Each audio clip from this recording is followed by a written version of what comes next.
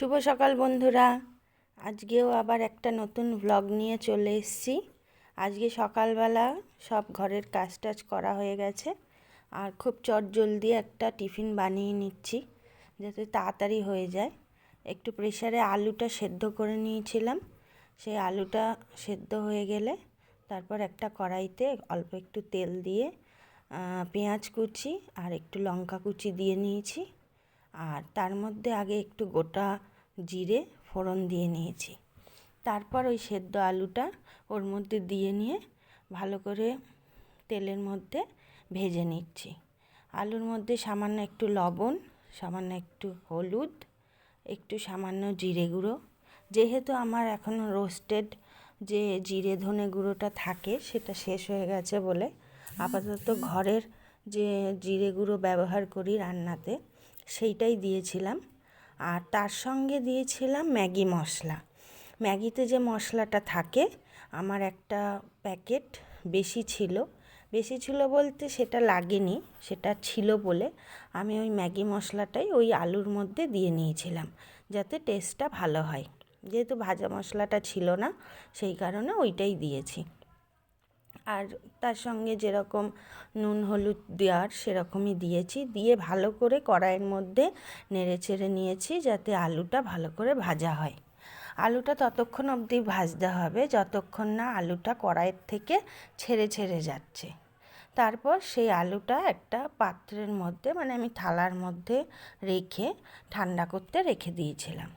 আর এপাশে একটুখানি ময়দা মেখে নিয়েছিলাম, তাতে একটু লবণ আর একটুখানি তেল দিয়ে রিফাইন তেল দিয়ে তারপর সেটা ময়দাটা ভালো করে মেখে নিয়েছিলাম। মেখে নেওয়ার পরে ছোটো ছোটো করে লেচি করে নিয়েছিলাম।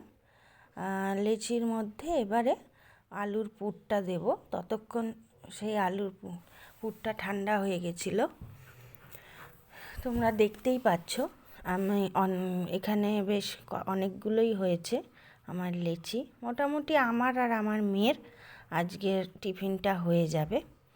এরপর আমি আস্তে আস্তে করে আলুর পুরটা ওই এক একটা লেচির মধ্যে আলুর পুর ভরে নিচ্ছি। আমি অ্যাকচুয়ালি মানে আলুর পুর ভরি আর সঙ্গে সঙ্গেই বেলে চাটুতে দিয়ে দিই, মানে এক একটা পরোটা হতে হতে আমার এপাশে আলুর পুর আমি ভরে নিই।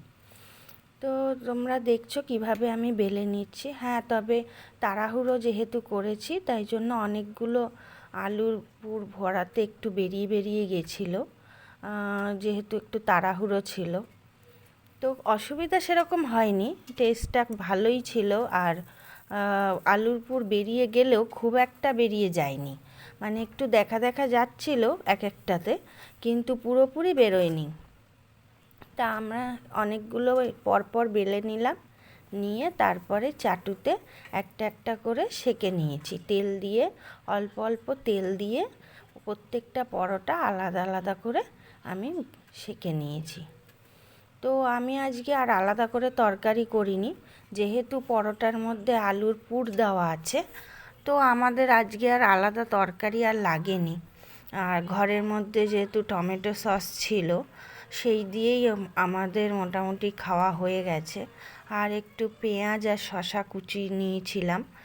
তো আমাদের এই রকম আমি চটজলদি এইরকম টুকটাক খাবার তাড়াতাড়ি বানানোর জন্য এরকম মাঝে সাঝেই করে থাকি, যাতে একটা রেসিপিতেই আমার হয়ে যায়, যাতে আলাদা করে আর অন্য একটা রেসিপি করতে না হয়।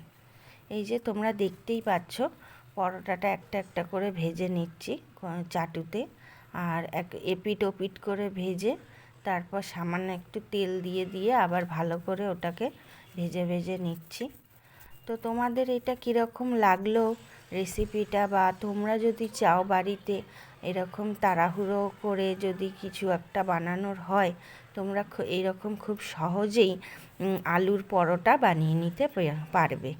বা কেউ যদি গেস্ট আসে বা ডিনারে এরকম আলুর পরোটা খুবই ভালো এবং সুস্বাদু লাগে। তো তোমাদের কেমন লাগলো সেটা জানিও আমার ভিডিওটা।